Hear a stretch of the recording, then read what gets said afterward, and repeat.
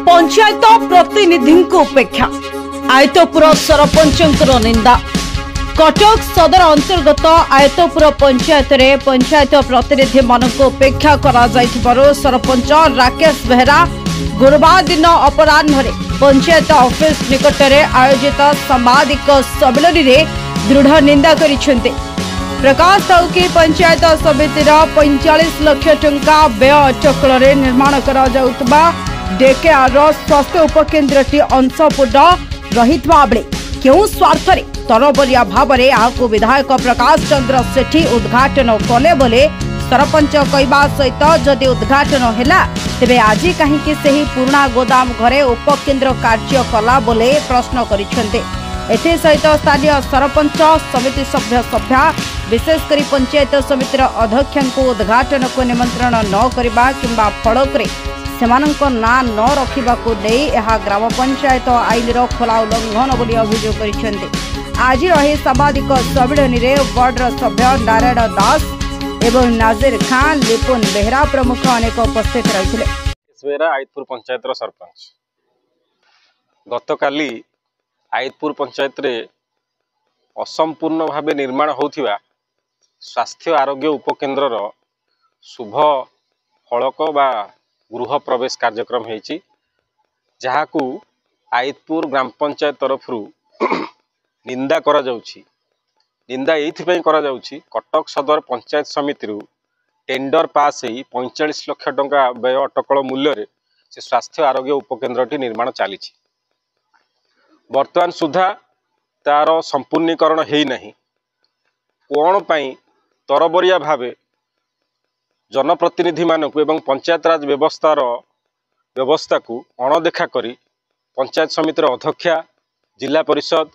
Sarpanch PS member एवं ward member मानक अणदेखा करी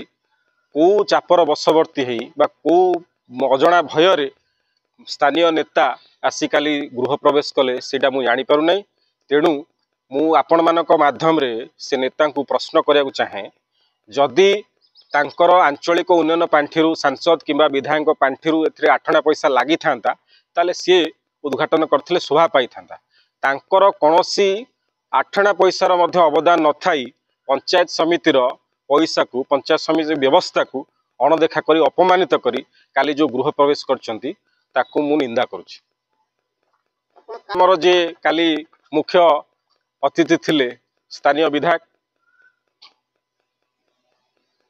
तो जानी पारु नै कौन ए सांसद माननीय सांसद को खुशी करिवार उद्देश्य अच्छी अबा आमे स्थानीय जनप्रतिनिधि को अणदेखा करिवार उद्देश्य सेटा मु बुझा पड़ू नै। कहा तो ना नहीं इवेन पंचायत समितिर अध्यक्षांकर ना नहीं जिला परिषदकर ना नहीं सरपंच समिति सभ्यंकर ना नहीं एवं सबुठारु परितापर विषय जो पंचायत ऑफिस बा पंचायत कार्यालय सम्मुख रे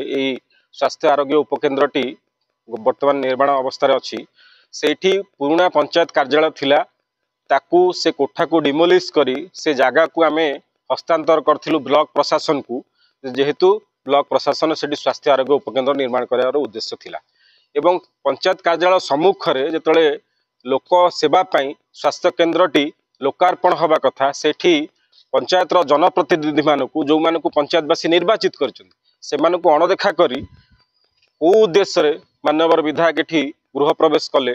एवं जदि गृह प्रवेश कले आज सेठी स्वास्थ्य उपकेन्द्र रे स्वास्थ्य सेवा उपलब्ध हवा कथा किंतु पंचायत गोदाम घरे जो स्वास्थ्य उपकेन्द्र पाई गोटे घर देइछि आज सेठी भी कार्यक्रम चलला। तेणु ए घर असंपूर्ण घरे